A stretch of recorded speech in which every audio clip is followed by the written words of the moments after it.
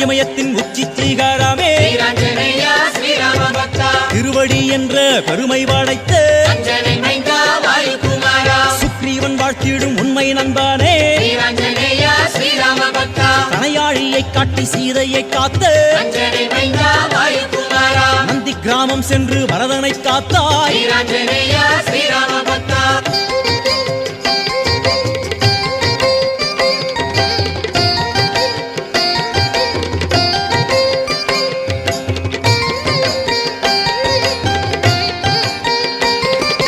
தத்துவம் காட்டும் தனியுரு கொண்டோ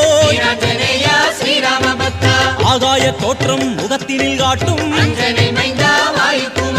சூரியன் இலவை கண்ணில் சூடட்டும் ஸ்ரீராமநாமம் வாயில் உரைக்கும்